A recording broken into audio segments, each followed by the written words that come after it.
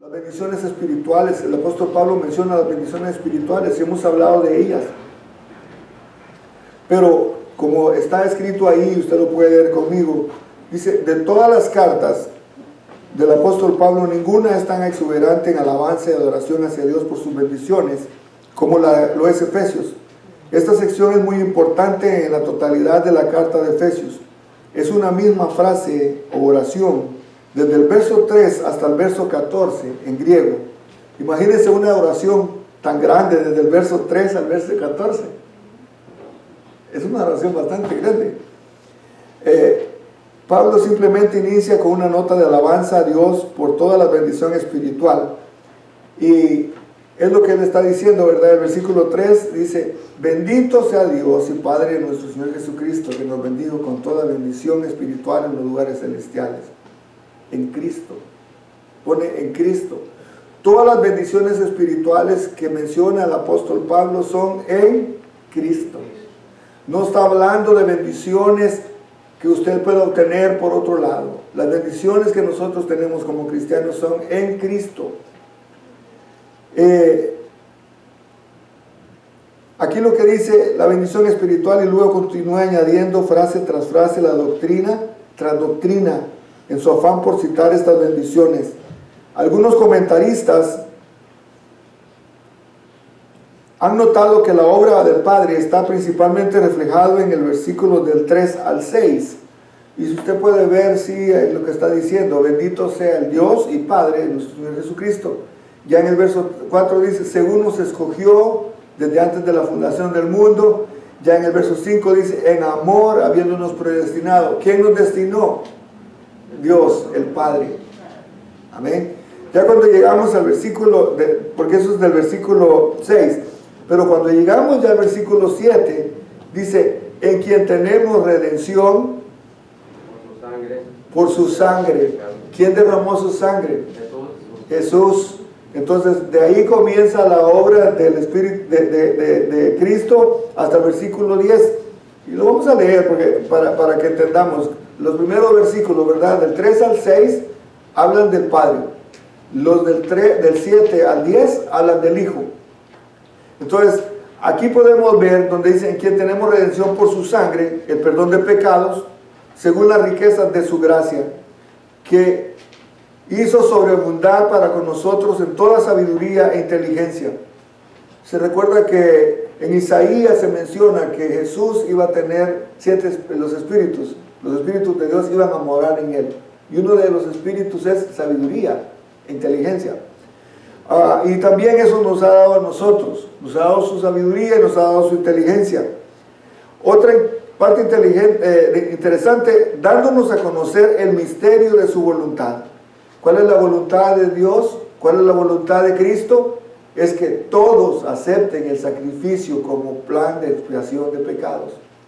¿Qué pasará entonces con la persona que no acepte el plan de salvación o el plan o el salvoconducto que Dios mandó a través de Jesús? Será condenado, ¿verdad? Porque dice, el que creyere y fuere bautizado será salvo, mas el que no creyere será condenado. Entonces aquí él habla de que nos da a nosotros el misterio de su voluntad según su beneplácito, porque a él le plació dar su vida. Nadie se la quitó. Hemos hablado de esto, ¿verdad? Muchos dicen, los judíos se la quitaron, los romanos se la quitaron. No, Jesús dio su vida voluntariamente por usted y por mí.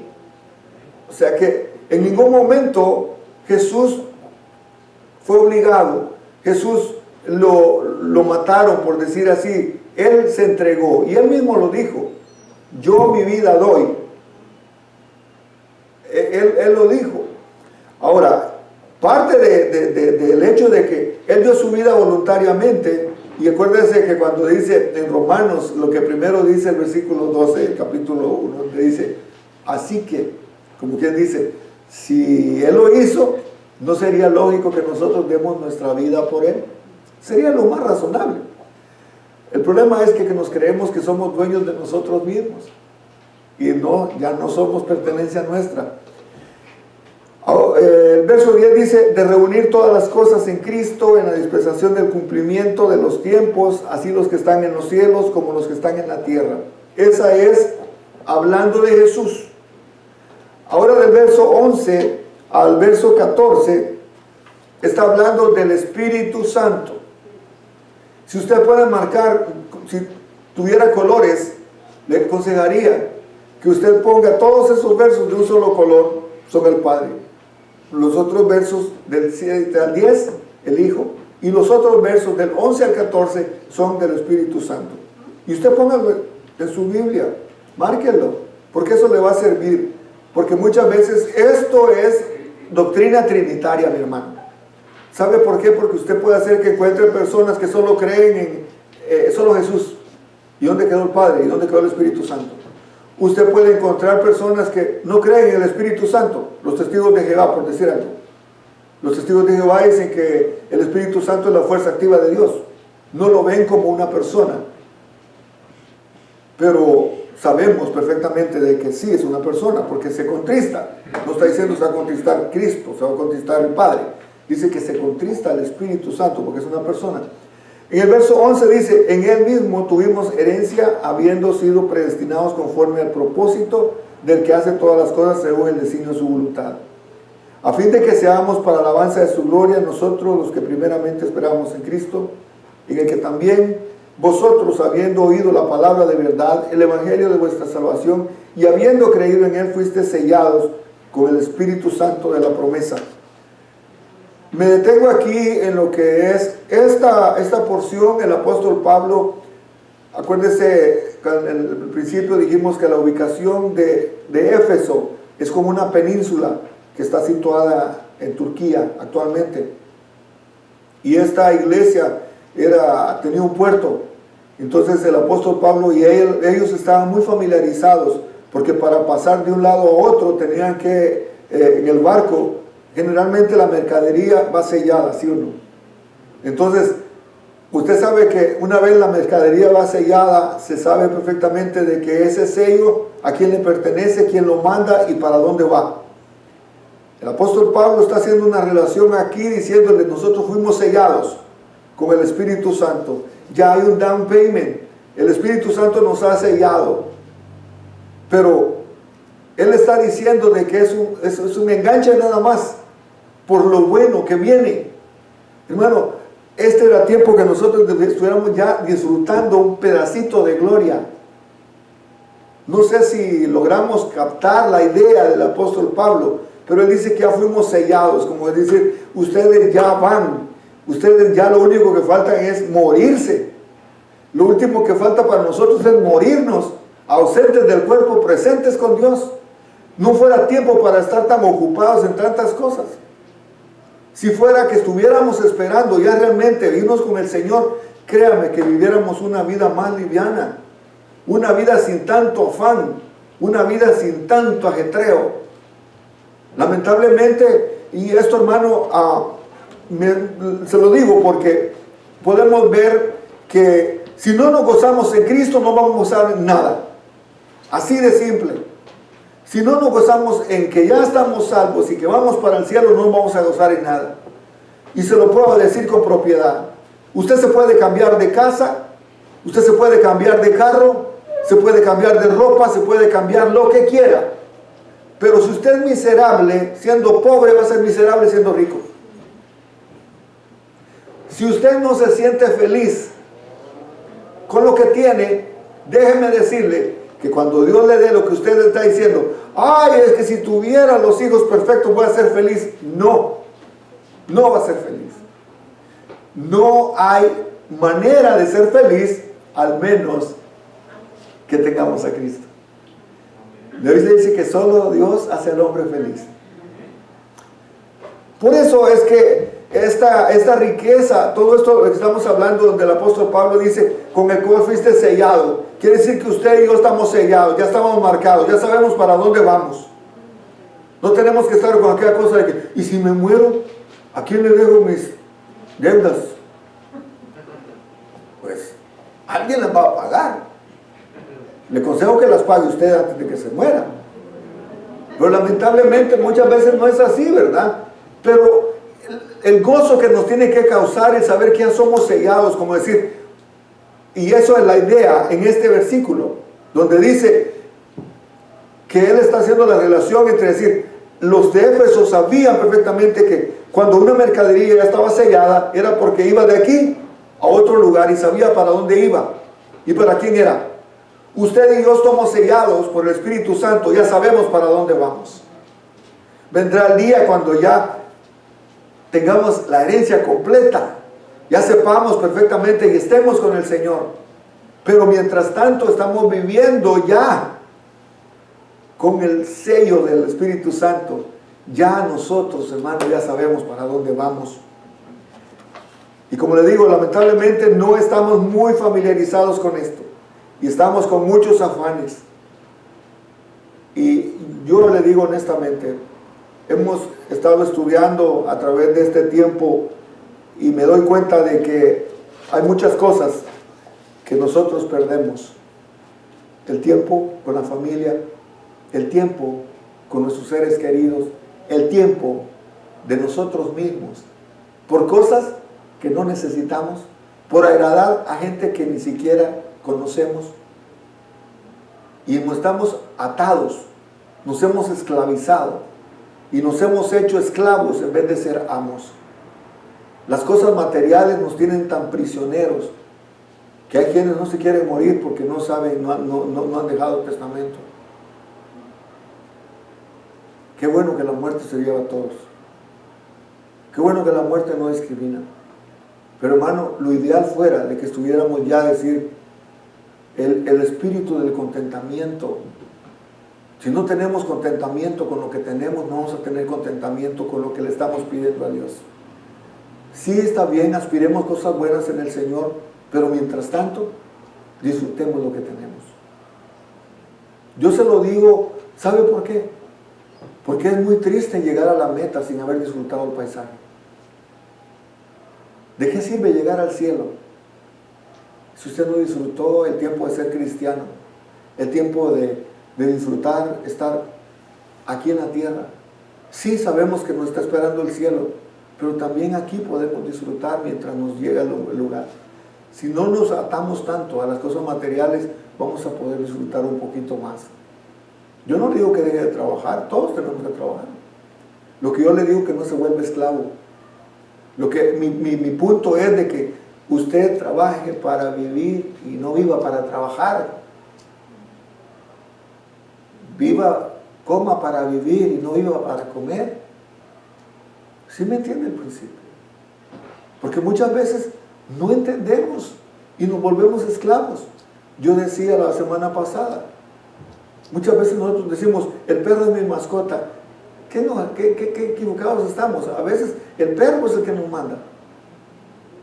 Usted va a trabajar para que el perro coma, el perro tranquilo, ni se preocupa, nada más pide comida y usted tiene que ir a trabajar para que el perro coma. Vive mejor que usted. Entonces, ¿quién es quién? ¿Quién es el máster? ¿Se ha puesto a pensar en esas cosas? Y muchas veces nos esclavizamos a un carro. Tengo que ir a trabajar porque debo el carro. ¿Sí me entiende? Y muchas cosas nosotros estamos cargando.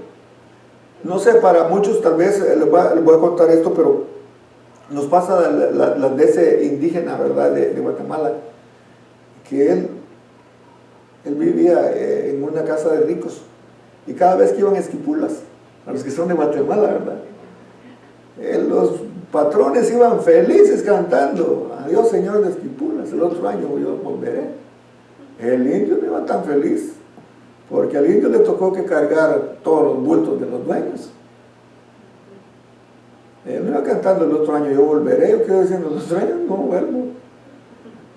Muchas veces estamos en el camino tan cargados, tan saturados, que no podemos disfrutar la vida, y la vida es simple, los complicados somos nosotros. Por eso, hermano, no nos preocupemos mucho. Y Jesús nos decía esto, que no nos afanemos. Él decía que no tengamos ansiedad, echemos sobre Él nuestras ansiedades. Yo le digo, hermano, yo ahorita que ya tengo la casa, que veo todo, y yo he dicho, ¿valdrá la pena de verdad? vale la pena. ¿En qué grado ha aumentado la felicidad? Créame que no. Estoy más tranquilo porque no, puedo estudiar, puedo hacer muchas cosas, pero yo siento, mi hermano, que perdemos mucho tiempo en cosas materiales, porque las riquezas espirituales no las estamos tomando en cuenta, no las estamos disfrutando, en otras palabras. No nos queda tiempo para orar, no nos queda tiempo para ayunar, no nos queda tiempo para meditar, no nos queda tiempo de apreciar, y los años se van y nos volvemos canosos, se nos cae el pelo, los dientes se caen, y tantas cosas, ¿verdad? Que en el camino nos vamos dando cuenta que nos hicimos viejos y no supimos ni cuándo. Entonces, somos sellados con el Espíritu Santo. ¿Para qué? Para que vivamos ya de acuerdo a lo que nos espera, que vamos felices, que estemos esperando ese día con alegría, con gozo, porque para allá vamos. Amén. Ahora ya cambia, ya en el versículo 15, ya cambia el apóstol Pablo. Dice, los comentaristas han dividido este párrafo y lo han presentado en líneas, ¿verdad? Trinitarias. El apóstol Pablo está diciendo que las bendiciones enlistadas que vienen del Padre se transforman en nuestras a través del Hijo Jesucristo y son aplicadas en nuestra vida personal por medio del Espíritu Santo. Estas bendiciones son en Cristo, no son en nadie más. Créame que las posiciones, créame que el dinero o lo que tenga no le va a dar esas bendiciones, porque son bendiciones espirituales. Son en Cristo, solamente en Cristo. Las frases como Cristo o en Él o su equivalente ocurren 164 veces en los escritos del apóstol Pablo. Cada bendición que disfrutamos como cristianos nos viene a través de Jesucristo. Dios bendice a todas las personas, de acuerdo a Mateo 5:45. A esto se le llama la gracia común, pero ha reservado las bendiciones espirituales de carácter eterno para los creyentes. Hermano, el domingo predicaba yo de las bendiciones que Dios tiene para sus discípulos. La autoridad que nos da es para el discípulo, no para el seguidor. Y creemos que estas bendiciones son para nosotros porque le creemos al Señor. Independientemente de lo que nos suceda, podemos estar seguros que siempre tendremos buena causa de por qué alabar a nuestro Dios, y aunque estemos en una condición pobre y miserable en este mundo, la felicidad del cielo es suficiente para darnos la paz, para endulzar nuestras aflicciones y lamentos, para darnos el contentamiento de tal punto de abrir nuestros labios y bendecir a Dios por mostrarse a nosotros con tan generoso corazón, al punto de adoptarnos como sus hijos y mostrarnos que nuestra herencia ya ha sido comprada para nosotros por medio de la sangre de su Hijo, y que no podemos perdérnosla, ya que avanzamos hacia ella en la invencible verdadera constancia de la fe. Esto lo escribió Juan Calvino, un gran teólogo, gran pensador. Lo que está diciendo, hermano, de que nosotros podemos abrir, como dice él, aunque estemos pasando dificultad, si sabemos nosotros cuál es nuestro destino, va a ser temporal. Yo le puedo decir esto porque el apóstol Pablo lo estaba escribiendo cuando él estaba prisionero. Para él el hecho de estar prisionero no le decía, ¿cuál fuera la actitud? Traigámoslo esto aquí a nosotros. Si estuviéramos en la cárcel, prisioneros, sabiendo que nos van a cortar la cabeza, ¿cuál fuera nuestra actitud? No lo espiritualicemos tanto. ¿Cuál fuera nuestra actitud como humanos? Triste, ¿verdad? Y usted cree que estuviera hablando con tanta vehemencia y con tanta alegría, alegrémonos, gocémonos cuando estemos en diversas pruebas. El apóstol Pablo sabía perfectamente que su gozo no dependía de cosas materiales, sino el gozo de conocer a Cristo, porque el que tiene a Cristo tiene todo.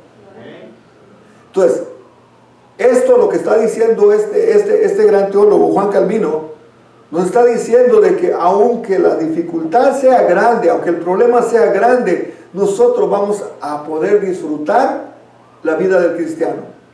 Porque el que seamos cristianos no nos va a quitar los problemas, no nos va a quitar las dificultades, no nos va a quitar las pruebas. La diferencia es que nosotros sabemos perfectamente de que no tenemos el mismo fin como muchas personas que no tienen a Cristo. Por el hecho mismo de que Pablo se refiere a las bendiciones como los lugares celestiales, probablemente se está refiriendo a bendiciones en el cielo, no tanto en la tierra. No es que Dios no quiera darnos las bendiciones materiales, más bien estas provisiones materiales son relativamente sin importancia a la luz de las bendiciones espirituales. Aunque en esta vida podamos tener muchas cosas o pocas posesiones materiales, en términos espirituales no solo tenemos algunas, sino todas las bendiciones en Cristo. Hay gente que es bien pobre. Usted puede conocer muchas personas y generalmente nosotros aducimos que el que va en un carro de lujo es una persona rica, ¿verdad? Generalmente decimos, usted va a una casa y mira y dice, wow, aquí es área de ricos. ¿Quién le dice a usted que es rico? ¿El estatus? ¿Lo que tiene? ¿Lo que hace? ¿Lo que la gente piense? Mire, hermano, hay realidades que nosotros tenemos que traer a nuestra vida si queremos disfrutar realmente lo que el Evangelio es. ¿Saben que cuando Jesús fue tentado en el desierto, el diablo le hizo 3 tentaciones? La primera tentación era de lo que yo tengo. La otra, lo que yo hago. Y la otra tentación, lo que la gente piensa de mí.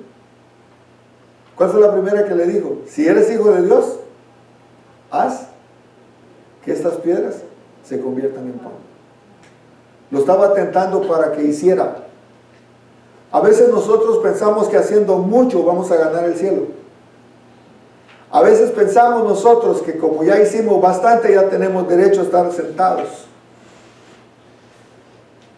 El hecho de que nosotros hagamos no define quiénes seamos. El hecho de que tengamos algo no nos define como personas quiénes somos. Una persona que se muera y la dejen desnuda en cualquier lugar, usted va a saber si es doctor, usted va a saber si es abogado o es o alguna otra persona. No. Una persona que esté desnuda, usted va a decir, más que pueda decir el color, era un blanco, ¿verdad? Bueno, latino. Pero no a la posición, hermano, porque ninguna cosa de esas nos define y nos tiene que definir como personas o como cristianos. A nosotros los que nos define quiénes somos, nuestra identidad tiene que estar en Cristo. La identidad suya y la identidad mía no es por lo que usted haga, no es por lo que usted tenga, ni por lo que otra gente piense de usted. Ay, ¿qué va a pensar la gente? Olvídese lo que la gente piense. Muchos de nosotros nos enfrascamos en vivir una vida cristiana de apariencia, pero no una vida genuina. ¿Sabe que eso es un problema muy, muy grave que existe? Existe en toda la humanidad, pero estamos hablando de la iglesia. No hay cosa peor que usar los disfraces. ¿Sabe que cuando usted mira a una persona, lo ideal fuera de ver a la persona tal como es? Que así como es usted aquí, es en cualquier otro lado. Y sabe que ese es el verdadero cristiano. La persona que es genuina en todos lados, que no guarda las apariencias, o que primero dice, a veces no me están viendo para hacer las cosas. Eso se llama realmente conocer mi identidad en Cristo, quién soy en Cristo. Y con eso se batalla. Con eso no es de la noche a la mañana que vamos a lograrlo. Pero sabe que el día que nosotros logremos entrar a esa posición, vamos a ser más livianitos. Vamos a vivir la vida sin querer agradar a nadie, porque a quien tenemos que agradar es a Dios. Muchas veces estamos preocupados, ¿qué dirá la gente? Me pongo esto, no me pongo el otro. ¿Qué va a decir la gente? ¿Le preocupa a usted lo que la gente? ¿Quién nos salvó a usted, Cristo o la gente? Y no podemos vivir una vida libre para servir al Señor. Siempre estamos, ¿qué va a decir fulano? ¿Qué va a decir sutano? Mire, hermano, cuando vengamos a la iglesia, o cuando vengamos al templo, mejor dicho, estamos al santuario, olvídese quién está y quién no está. Usted vino a ver al Señor. Y estas bendiciones espirituales no las disfrutamos porque estamos pensando qué es lo que hago, qué es lo que tengo y qué es lo que la gente piensa de mí. Son cosas para meditar. Ahora, el apóstol Pablo está diciendo que Él nos escogió en Él. Pero si Dios escoge o selecciona a las personas para salvación, ¿cuáles entonces las alternativas o las decisiones humanas y la motivación a vivir en santidad?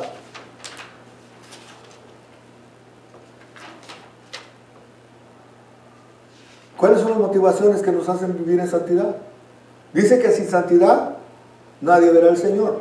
Y cuando estoy hablando de santidad, no estoy hablando de esas personas que piensan que, ay, ya, yo estoy ya levitando, ya. No, no, no. Santidad significa apartados para Dios. Usted y yo somos apartados para Dios. Usted y yo somos vasos donde el Espíritu Santo habita. Entonces, cuando hablamos de eso, nosotros tenemos cuál es el valor de las alternativas y decisiones humanas y la motivación para vivir una vida de santidad.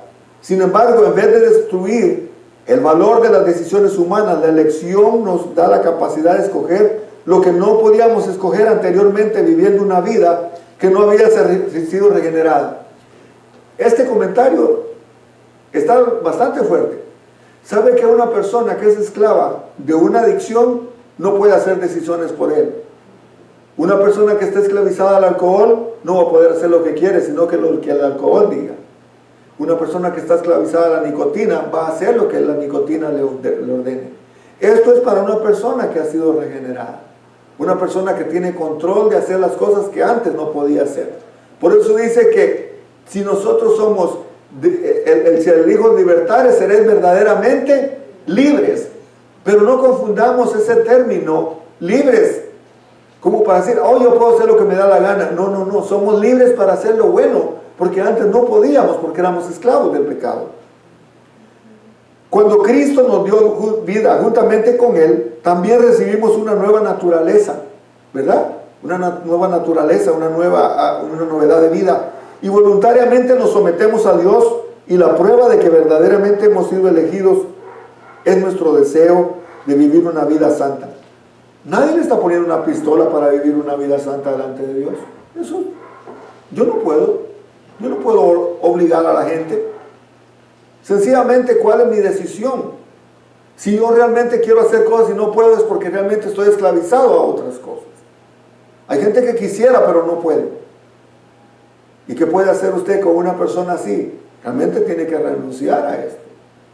Yo no puedo vivir una persona que esté adicta, yo no puedo decidir por esa persona. Ella tiene que decidir personalmente. Y ahí es donde entra la voluntad humana. Y como recibimos una nueva naturaleza y voluntariamente nos sometemos a Dios, y la prueba de que verdaderamente hemos sido elegidos está en nuestro deseo de vivir una vida santa. Tenemos que tener un deseo de vivir una vida santa para Dios. Porque de lo contrario vamos a estar frustrados y amargados. ¿Cómo se muestra una persona cuando está haciendo las cosas pero que no la quiere hacer? Como cuando usted manda al niño que se siente, ¿verdad? Y el niño no quiere sentarse. Y usted le dice que se siente, hasta que logra usted que el niño se siente. Pero en el fondo el niño sigue correteando y sigue parado. Eso pasa con nosotros también, que nos amargamos cuando nos quieren imponer algo. Hermano, usted es mayor de edad, una persona adulta, usted puede tomar sus propias decisiones. Yo no tengo que decidir por usted. Yo respeto, así como el Espíritu Santo y Dios respeta su libre albedrío, yo respeto su decisión. Pero ¿sabe qué? Las consecuencias de sus decisiones, usted no tiene el derecho, porque no es Dios, para ver cuáles son las consecuencias. Si es que escojamos bien. La elección no es un problema, pero una gran bendición. Elijamos seguir al Señor porque nos eligió a nosotros. La elección elimina el orgullo. La elección significa que la salvación es últimamente de Dios. Como lo dice Pablo, al que escogió lo predestinó le ha dado gratuitamente, y esto es para alabanza de su gloriosa gloria y no para nuestra gloria. Usted ha visto gente que en las cadenas de televisión, en las redes sociales, que fulano de tal, la gloria se la está llevando la persona, pero no hablan de Jesús. Que va a venir fulano de tal y ¿dónde está Jesús? ¿Cómo estamos presentando nosotros? Creo que hemos tergiversado las cosas. ¿Sabe que entre más conocemos del Señor, menos nosotros, vamos a desaparecer nosotros? Vamos a ser el hombre invisible, la mujer invisible. Cuando yo tenía poco tiempo que empezaba yo a venir a la iglesia, vino un cantante muy reconocido y muy famoso. Y mi esposo me llevó porque yo estaba bien emocionada, ¿verdad?, de que quería ir a verlo. Y yo me vine bien decepcionada porque yo me quedé esperando el momento en el que él hablara de Jesús, en el que él ministrara y él hiciera oración, y nunca lo hizo. Se terminó y yo me quedé, ¿cómo que ya terminó? ¿Y en qué momento va a orar? ¿Y en qué momento le va a agradecer a Dios por este tiempo que estuvimos aquí? Nunca lo hizo. ¿Se da cuenta? ¿Por qué? Porque el hombre agarra. Fíjense que no hay cosa peor que pueda pasar de que la gloria la agarre el hombre. Porque llega el momento cuando esos ministerios desaparecen. Cuando esos ministerios, ¿por qué? No tengo el enlace, pero sí me gustaría, lo voy a compartir con ustedes. Creo que lo compartí la otra vez, lo voy a compartir esta vez. Es un cantante suramericano, de Brasil específicamente. Y él dice en ese canto que él estaba, su agenda estaba llena, estaba ocupado en conciertos, estaba haciendo todo lo que él podía hacer, estaba su agenda saturada de tantas cosas. Pero de repente dice que no sentía nada, y de repente comenzaron a bajar, y nadie lo contrataba, nadie lo llamaba, y él estaba esperando que el teléfono sonara, y no sonó el teléfono, y comenzó otra vez y nada, y dice que de repente él se fue y a buscar, a decir, hasta que no le hablara al Señor, y sí, el Señor le mostró y le dijo que por la razón por la que él, porque no lo buscaba, porque no me ha buscado. Es bien impactante. Yo para relatar no soy bueno, pero se lo voy a para que usted se dé cuenta. Y créanme que a mí me impactó tanto, porque hermano, a veces descuidamos la vida espiritual, descuidamos y le ponemos, y como él dice, él estaba ocupado haciendo tantos shows, haciendo tanta cosa, pero estamos tan ocupados en la obra que descuidamos al Señor de la obra. Y esto es triste porque para terminar en esto, él dice que llorando, es que luego no quiero que cantes, nada más quiero que lo que digas. Y lo que él estaba diciendo en ese canto es que yo quiero estar contigo, quiero platicar contigo. Porque él decía, Señor, yo quiero hablar contigo. Y dice que una voz le dijo, ahora que quiere hablar contigo soy yo. Nosotros a veces nos ponemos muy demandantes. Hermano, ya estuvo bien de nosotros tomar el lugar. Lo ideal fuera de que nosotros desaparezcamos y que el Espíritu Santo comience a reflejar realmente a Cristo en nosotros y desaparezcamos nosotros. Se cuenta la historia de que un niño iba con su mamá y estaban esas iglesias así que tienen unos vitrales atrás, ¿verdad? Y bien bonito, y se ve con el brillo del sol, la claridad, se ven bien bonitos. Y una vez dice que el pastor no estuvo ahí, sino que llegó otro pastor y que le dice, mami, ¿y dónde está aquel hombre que no nos deja ver a Jesús? Porque la persona que llegó era bien delgadita. Entonces, como era bien delgadito, dice que sí podía ver la imagen que estaba atrás, que era la imagen de Jesús en ese vitral. Ahora lo traigo a la práctica. ¿Cuántas veces por nosotros estar en el centro la gente no puede ver a Jesús? Está viendo la gente, pero no estamos viendo a Jesús. Estamos viendo cantantes, pero no estamos viendo a Jesús. Estamos viendo predicadores, pero no vemos a Jesús. Estamos viendo evangelistas, pero no vemos a Jesús. La gente se ha apropiado de las cosas. Se ha apropiado de que la gloria y la honra es para Dios. Se ha apropiado de las cosas que solo le merecen a Dios. Y por eso muchos están haciendo que con luces, con humo y tantas cosas. Cuando algo es genuino no necesita hacer tanta cosa. Cuando Pedro y Juan llegaron a la Hermosa, no dice que prendieron las luces y que pusieron el humo y que ahí sanó el paralítico. No tengo oro ni plata, pero lo que tengo que te doy. ¿En el nombre de quién? De Jesús. Otro hubiera dicho, en el nombre del siervo Pedro. Qué equivocados estamos cuando realmente nosotros nos agarramos lo que no es nuestro. Hermano, el altar, ninguna posición en la iglesia es para la honra del hombre, tiene que ser para la honra de Dios. Y muchas veces la gente anda buscando iglesias donde esté mucha gente, porque fulano de tal es una figura conocida. La figura conocida se llama Cristo. Y sigue haciendo milagros y Él cambió mi vida. Estamos tan lejos de vivir realmente lo que el apóstol Pablo estaba diciendo. Porque para mí el vivir es Cristo, el morir es ganancia. Porque tenemos que morir nosotros para hacer vivir a Cristo en nuestra vida. Tenemos que desaparecer nosotros para que Cristo comience a ser una realidad en nosotros. Hermano, qué triste que el día de mañana nos pidan cuentas. Es decir, Señor, pero en tu nombre yo llené estadios, yo llené esto y llené el otro. Eso fue para tu gloria. ¿Qué fue lo que hiciste por mí?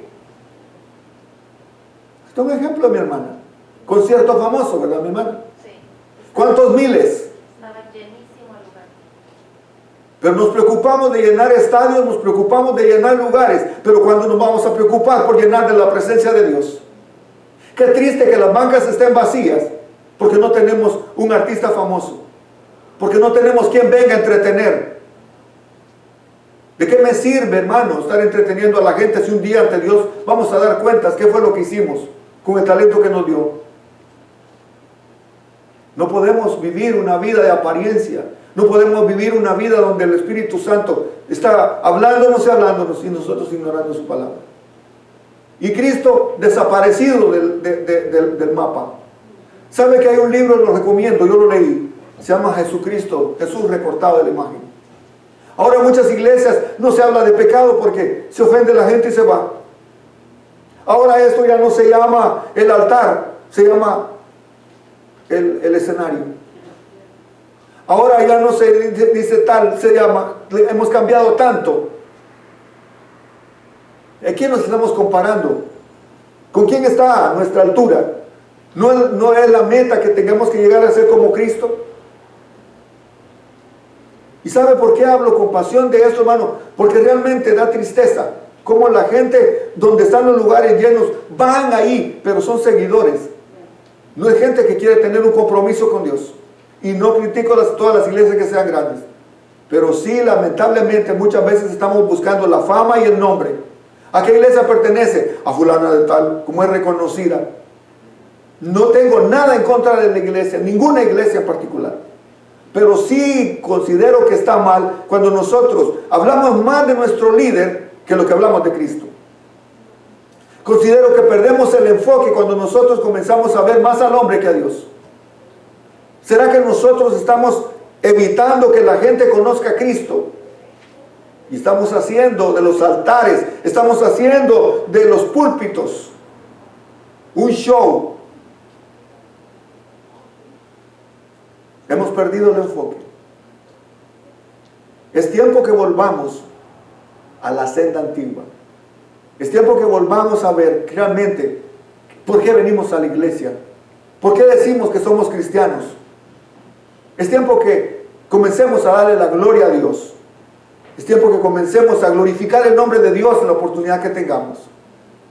Hermana Leti me estaba diciendo que en su corazón está que una vez al mes hagamos un servicio congregacional y que podamos tener el servicio, toda la iglesia, como muchas iglesias lo hacen, que podamos tener un servicio de alabanza, de adoración y oración, y que podamos estar disfrutando como iglesia. Hermano, la iglesia se ha vuelto apática, no por el COVID, se ha vuelto apática, porque se ha acomodado, porque está pensando más en lo material que en las bendiciones espirituales. Ahora, la elección otorga la seguridad de la salvación, porque la salvación es de Dios y no de nosotros. Es estable. Nosotros somos inestables. Dios es estable. Cuando oramos debemos llamar a Dios Padre nuestro. Pero ¿cómo podemos hacer esto a menos que estemos seguros de que Él es nuestro Padre? Es una pregunta importante, ¿verdad?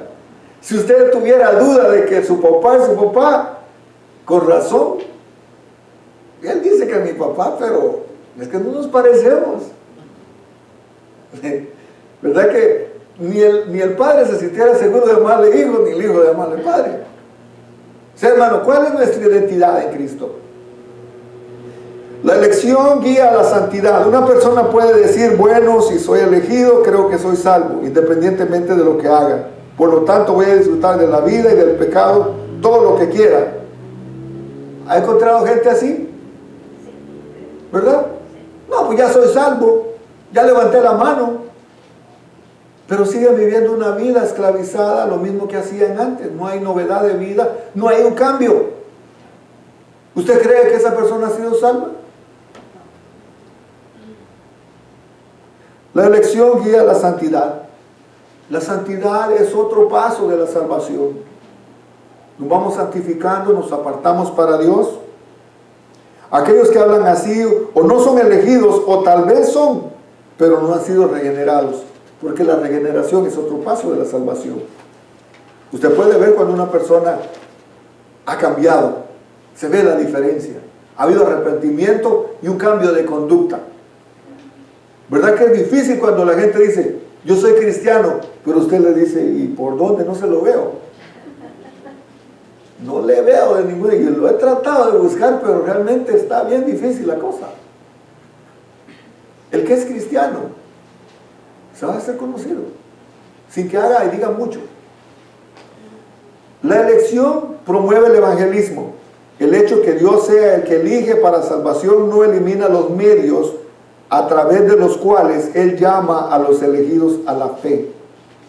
Y esto lo vemos en el 16 al 17, donde dice, por esta causa también yo, habiendo oído de vuestra fe en el Señor Jesús y de vuestro amor para con todos los santos, no ceso de dar gracias a Dios, gracias por vosotros, haciendo memoria de vosotros en mis oraciones. Este versículo 16 dice que oraba, ¿por qué? Por esta causa yo también he oído de vuestra fe en el Señor Jesús. Quiere decir que los efesios estaban bien. Los efesios estaban haciendo bien las cosas. Y él dice, yo habiendo oído de vuestra fe en el Señor Jesús y de vuestro amor para con todos los santos, no ceso de dar gracias a Dios por vosotros, haciendo memoria de vosotros en mis oraciones. Si estaban bien, ¿para qué estamos orando por ellos? Díganme. En 2 Timoteo 2:19 dice, pero el fundamento de Dios está firme, teniendo este sello. Conoce el Señor a los que son suyos y apártese de iniquidad todo aquel que invoca el nombre de Cristo. ¿Verdad? Apártese de qué? De iniquidad. Apártese de la maldad. Porque Él conoce a los que son de Él. Él los conoce. Ahora, la pregunta que quedó en el aire y quiero que la responda usted. Si estaban bien los de Efesios, ¿por qué el apóstol Pablo estaba en sus oraciones? Para que estuviesen mejor, para que se mantuviesen así. Generalmente cuando alguien está bien, el enemigo lo ataca. Cuando usted está queriendo buscar de Dios, ¿no le ha pasado que es cuando más ataque viene? Cuando usted está bien en las cosas de Dios es cuando todo comienza. ¿Por qué? Porque el enemigo va a atacar y no quiere verlo bien a usted. Él no me quiere ver bien a mí. Por eso nos va a atacar. El apóstol Pablo está diciendo, no ceso en mis oraciones por usted. Si usted está bien, creo que tenemos que cambiar. Muchas veces oramos por los que están mal, pero oremos por los que están bien, porque el enemigo los va a atacar. Y eso lo quiera usted o no. Por eso oremos por los que están bien. Si usted mira a una persona en el altar, usted mira a una persona aquí, ore por estas personas, porque el enemigo también las va a agarrar. Y eso, hermanos, para todos. No crea que el hecho de estar parados aquí nos hace exentos. Ay, el pastor está diciendo porque no tiene, le presto mis zapatos. ¿Alguien los quiere? Créame, lo que yo le estoy diciendo, hermano, cuesta, pero por eso las oraciones nuestras tienen que ser por unos por otros. Oremos unos por otros. ¿Puedo compartir algo contigo? Dígame. La primera vez que yo tuve el privilegio de dar un mensaje fue en un servicio para mujeres, y recuerdo que se trataba de ser sabias, que fue de Abigail.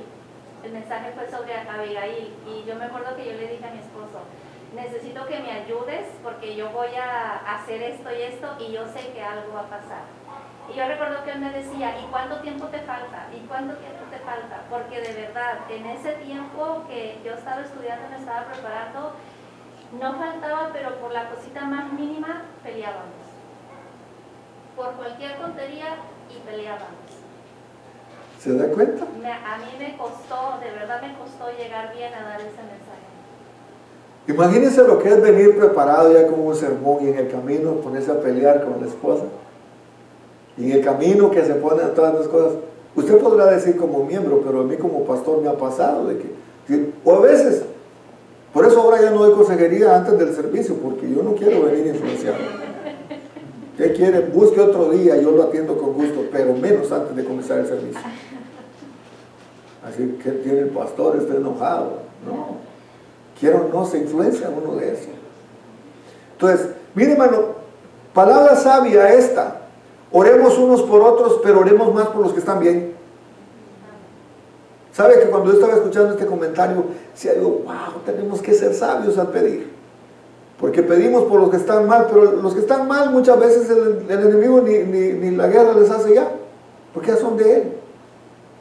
Pero a nosotros que estamos buscando, tenemos que orar unos por otros. El apóstol Pablo dice, oremos unos por otros. Y es lo que está diciendo en el versículo, ya en el versículo 17, para que el Dios de nuestro Señor Jesucristo, el Padre de gloria, os dé espíritu de sabiduría y de revelación en el conocimiento de Él. Revelación. Bueno, es necesario que busquemos la revelación de Dios. Muchas veces están velados, ¿verdad? Nuestros ojos espirituales están cerrados.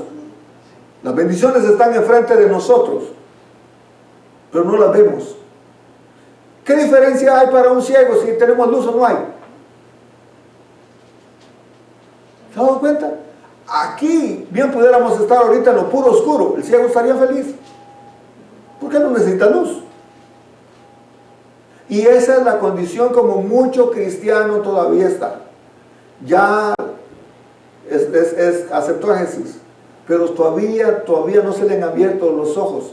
Fíjense que Jesús fue claro cuando dijo, se le acercó a sus discípulos y dice que oró por ellos y les dijo que les abriera el entendimiento, los ojos del entendimiento. Cuando nosotros, ¿no le ha pasado a usted que de repente tiene años de escuchar un verso y de repente usted dice, ay, ahora sí le entiendo? ¿Cuántas veces, hermano, a mí me ha pasado? ¿Verdad? Y decimos, ahora sí entiendo. Pero ¿qué pasa si el Espíritu Santo no nos revela? Quiere decir entonces que tenemos que hacer lo que el mismo apóstol Pablo estaba diciendo, que nos diera revelación. Ya en el verso 7 habla de la redención, ¿verdad? La segunda bendición espiritual, la primera sería entonces la elección. Él nos eligió, amén. La segunda es la adopción. De esto nos detuvimos bastante. Y la semana pasada hice el comentario de que la adopción de que estaba hablando aquí no era de adoptar un niño, sino que adoptar en el sentido de una persona adulta. Por ejemplo, adoptar un esclavo, que dejar de ser esclavo y para ya ser un amo de la casa. Tener propiedad y poder hacer decisiones. Es lo que hablé la semana pasada en relación a la adopción. La segunda bendición espiritual, la adopción. La adopción significa ser constituidos hijos e hijas de Dios con todos los privilegios, Sobre esta base podemos decir que somos herederos y coherederos con Cristo, según Romanos 8:17, y tenemos los privilegios de presentarle a Dios nuestros asuntos en oración. Ya tenemos acceso, somos herederos, somos hijos, ¿verdad? Ya no somos bastardos. La otra bendición es la redención. La redención significa el ser liberado de la esclavitud del pecado por la muerte de Jesucristo, la cual Pablo indica al decir en el que tenemos redención por medio de su sangre. En la antigüedad una persona podía terminar como esclavo de una de tres formas. Por ejemplo, nadie podía nacer en una familia de esclavos y los hijos de esclavos eran automáticamente esclavos.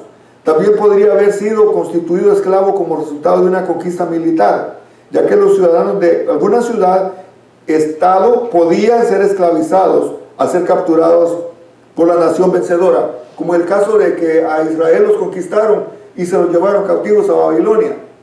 También existe la otra, una persona podía terminar como esclavo al no poder pagar una deuda, entonces entregaba su libertad como pago de su deuda y quedaba esclavo. O sea, esas tres clases de esclavo, ¿verdad? Entonces, dígame, ¿qué posición era mejor? Las tres eran iguales, esclavo era esclavo. Por ahí dicen los tigres del norte, vean que la jaula de oro no deja de ser prisión. Eso no está en la Biblia, pero si usted se acuerda que la cantaba. Hermano, la esclavitud, como la quieran poner de punto de vista, esclavo es esclavo. La gente en este caso, la redención quiere decir, redimir quiere decir yo pagué por usted. Jesús pagó. Eso es como cuando usted agarra, tiene un problema económico y agarra su reloj, el Rolex, y va a la tienda de empeño, ¿verdad? Y usted lo empeña y no le van a dar el valor de lo que vale el reloj, sino que le dan una cantidad, lo que ellos le quieran dar. Pero ¿qué es lo que pasa? Ellos están esperando que usted no lo vaya a recoger. Si usted va a ir y paga lo que ellos le dieron, eso es redimir. Si usted no da el dinero, perdió todo. Entonces, cuando habla de redimir aquí, quiere decir que nosotros estamos perdidos, muertos en delitos y pecados. Y cuando Cristo vino, nos redimió. Y Él pagó el precio por usted y por mí. Entonces Él tiene derecho, porque Él es nuestro maestro. No se tiene agua esa botellita porque está todo seco en la garganta. Pero una cosa interesante, y quiero que veamos esto, mi hermano. Aquí se muestra este tipo de esclavitud, ¿verdad? Y yo le digo, ¿de qué manera usted puede decir, o puede usted comprobar si todavía una persona sigue siendo esclava? ¿Habrá cristianos esclavos? ¿Verdad que sí?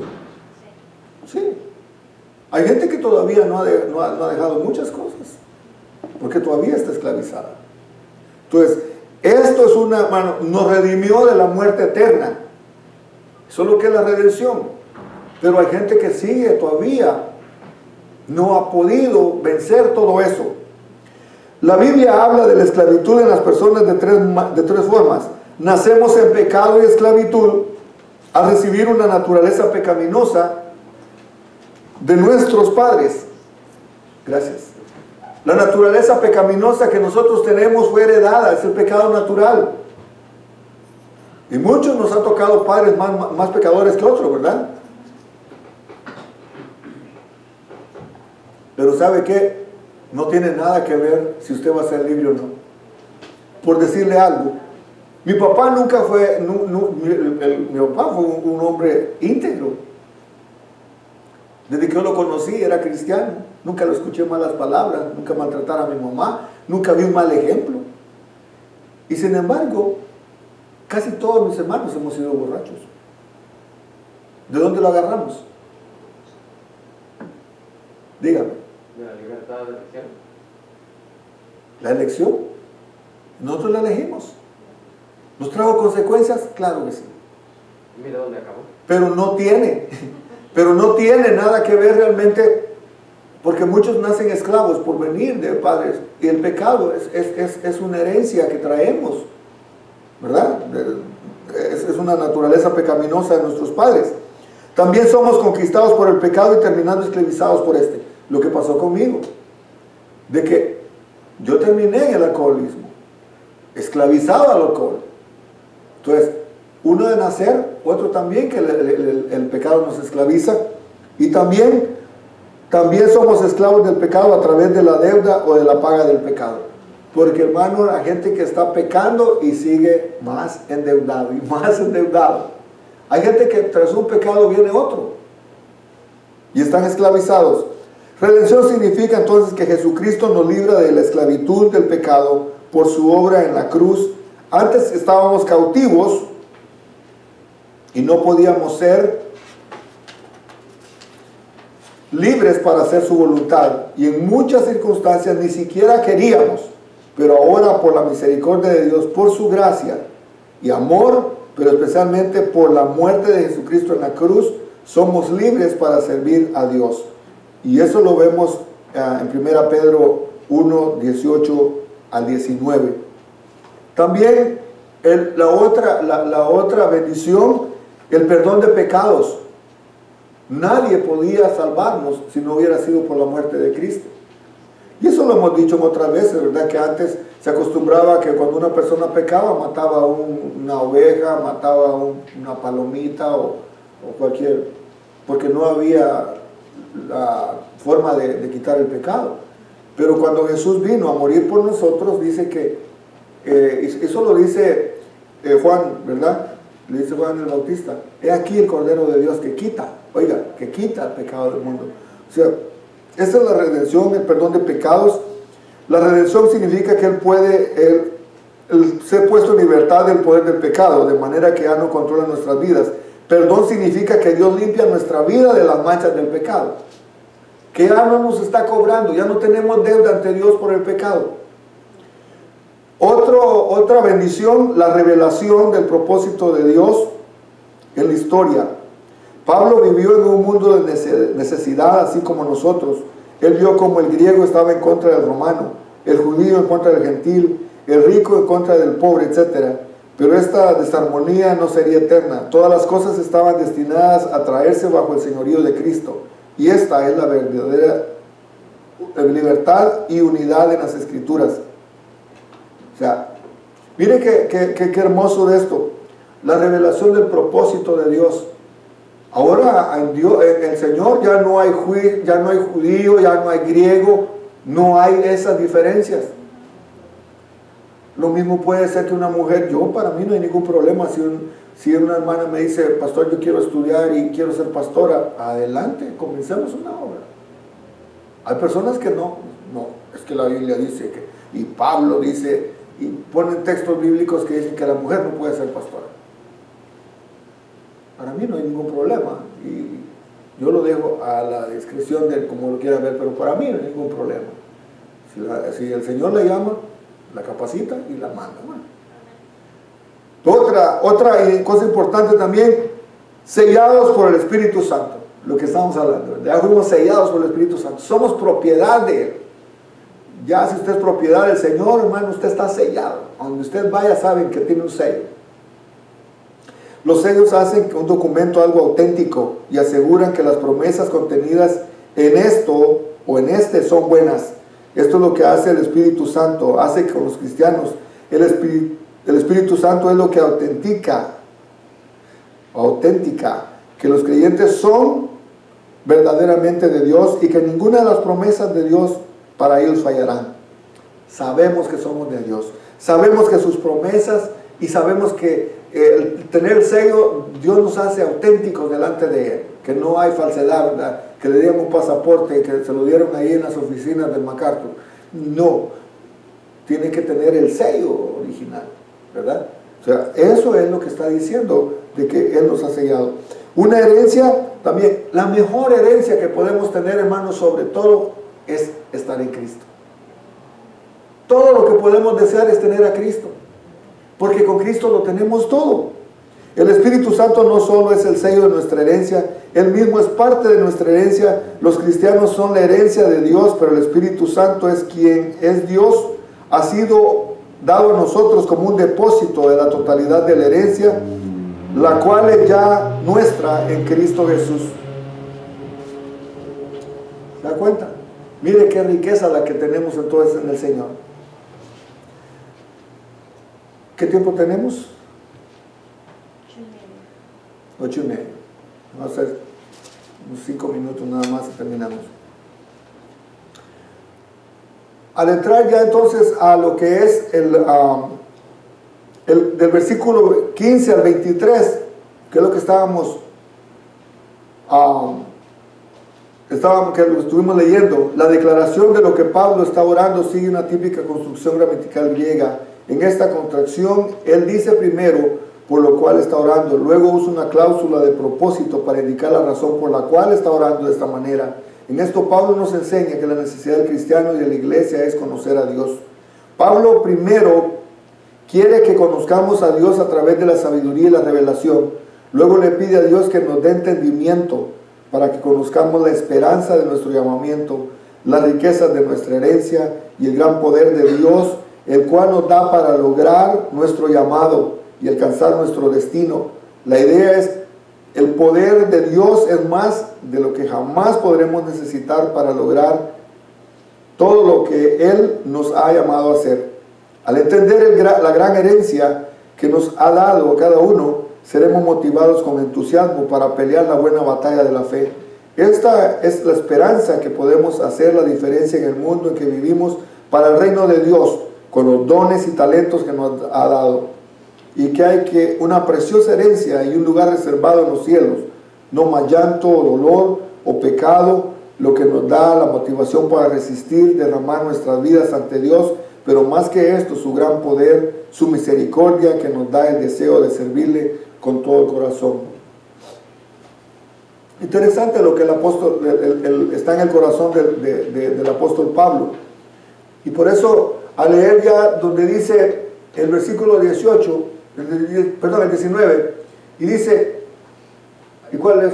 El 18 dice, ¿y cuáles las herencias de gloria de su herencia en los santos?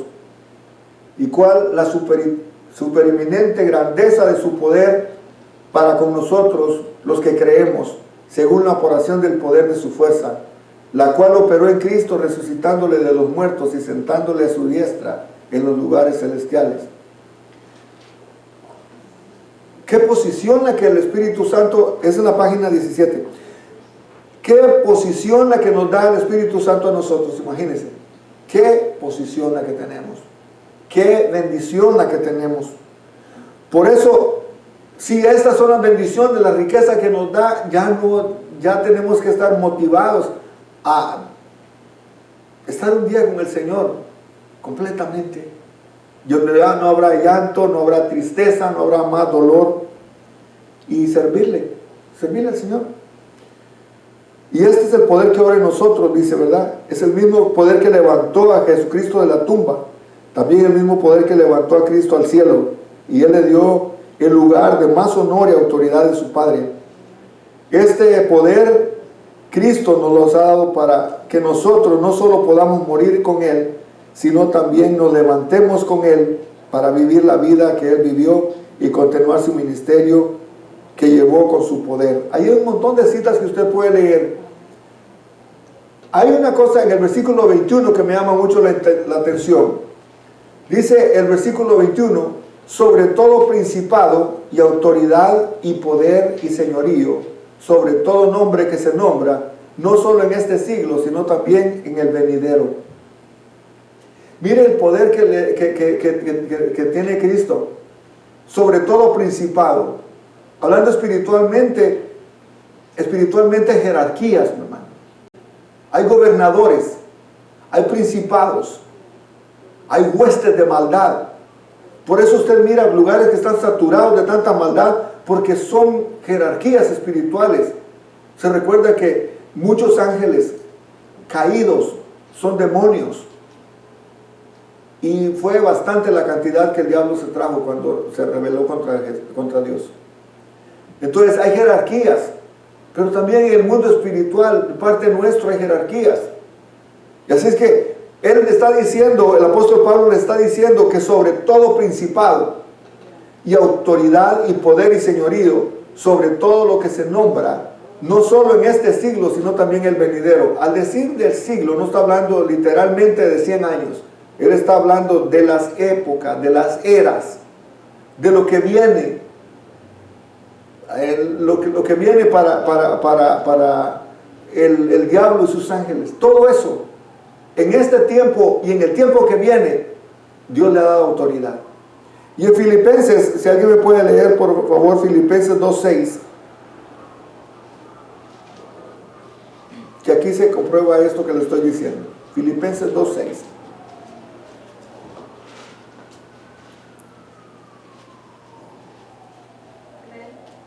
Amén. El cual, siendo en forma de Dios, no estimó al ser igual de Dios como cosa a que se aferrare. Siga,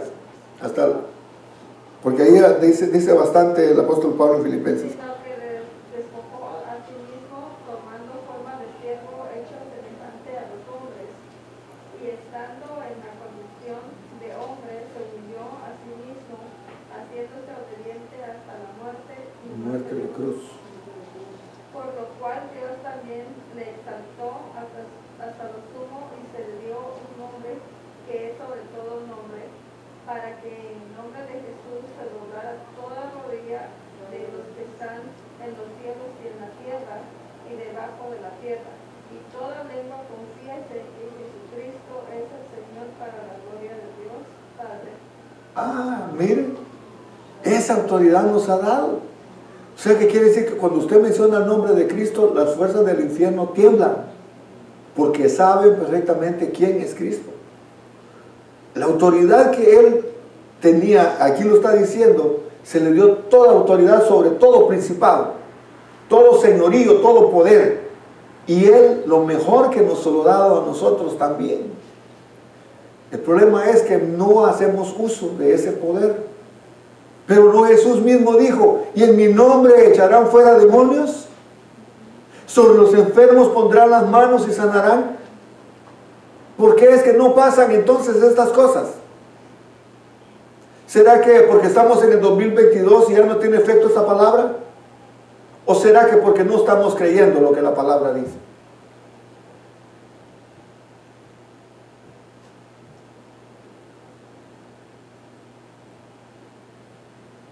¿En dónde queda? ¿En que no tiene efecto la palabra o en que nosotros realmente no estamos creyéndolo? No lo estamos creyendo, ¿verdad? Y no estamos viviendo esa novedad de vida. Es decir, a ver qué paralítico sale el Señor hoy. A ver qué ciego el Señor le abre los ojos. También ahí por la Biblia hay también donde dice mayores cosas que yo hará. Sí, sí, sí. Y estar con esa expectativa. Usted podrá decir, pero es que es muy difícil ver ciegos aquí. Usted podrá decirlo. Pero ¿cuántos ciegos espirituales hay? ¿Cuántos sordos espirituales? ¿Cuántos paralíticos espirituales? ¿Cuántos esclavos espirituales hay? ¿No podemos hacer la obra de Cristo? Nosotros estamos limitando el poder del Señor porque no estamos viviendo realmente plenitud de vida. Estamos esperando todavía que alguien venga y lo haga. Pero ¿dónde está la gente que va a decir, no hay ministerio de esto, yo lo voy a hacer? Estoy esperando que otra iglesia venga. Yo estoy esperando que de aquí se levante la gente con un ministerio fuerte que diga, yo quiero hacerlo. Aquí donde tengo la oportunidad, donde hay competencia, aquí voy a hacer yo. Ay, pastor, no tenemos esto y no tenemos el otro. Usted vio la necesidad, el Señor lo puso en corazón, comience el ministerio usted. Es la realidad, hermano. No esperemos que de otra iglesia vengan a solucionar los problemas de nosotros. Es aquí que tenemos que comenzar. Porque tenemos la autoridad. Él nos ha dado esta autoridad, es lo que está diciendo. Él nos ha dado el poder. Y luego dice el verso 22, y sometió todas las cosas bajo sus pies, y lo dio por cabeza sobre todas las naciones. ¿A quién? ¿A quién se lo dio? A la iglesia. A la iglesia, mi hermano. ¿Pero por qué somos una iglesia raquítica entonces? Porque no hemos creído. No estamos poniendo por obra lo que esta palabra nos enriquece. Se la dijo a la iglesia de Éfeso, pero nos dice a la iglesia en este tiempo, ¿por qué no logramos hacer tantas cosas? El Espíritu Santo sigue siendo el mismo. El poder sigue siendo el mismo. Comencemos entonces a vivir novedad de vida. Y dice que la cual, el 23 dice, la cual es su cuerpo, la plenitud de aquel que lo llena en todo. O sea que la iglesia es la extensión de Cristo. Él es la cabeza, nosotros somos el cuerpo. Nosotros somos el cuerpo. Usted es las manos de Cristo, yo soy las manos de Cristo.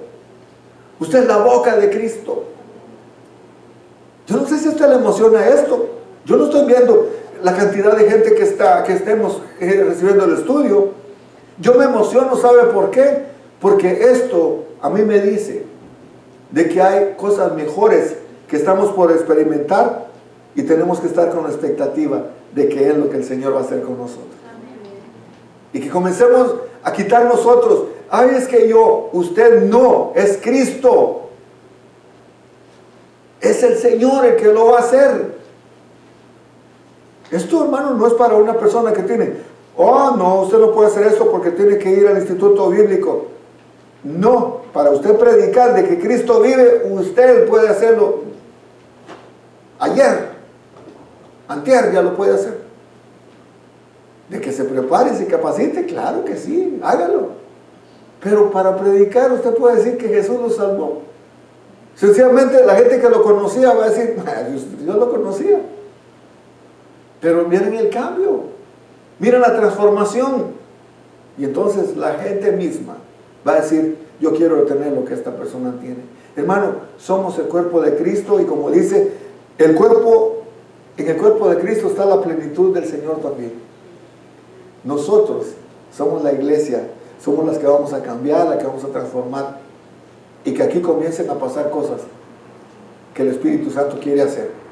Si le damos la oportunidad al Espíritu Santo, déjeme decirle que la iglesia va a entrar en un nuevo avivamiento. La iglesia va a comenzar en un avivamiento cuando nosotros individualmente comencemos a avivarnos.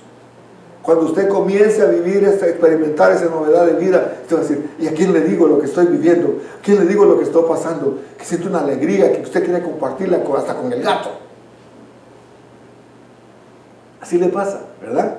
Es como cuando usted se ganó, que alguien que se gane la lotería, es que le voy a llamar a fulanita, ¿sabes qué? Me gané la lotería. Y le dice, ay, a ver cuánto me prestas. ¿Verdad? ¿Qué es lo que pasa? Usted encuentra un tesoro, lo que primero hace es que está alegre por tener un tesoro.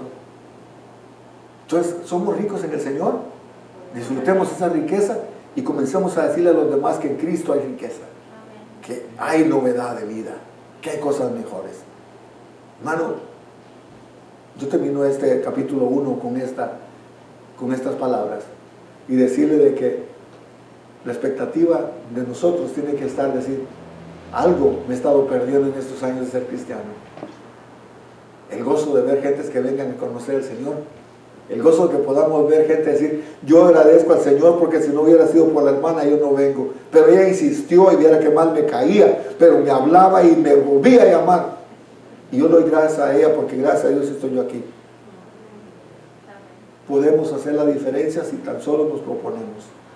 El Señor lo quiere. ¿Tenemos riquezas en gloria? ¿Tenemos riquezas en Cristo? Comencemos a vivir ricos espiritualmente. Amén. Así es que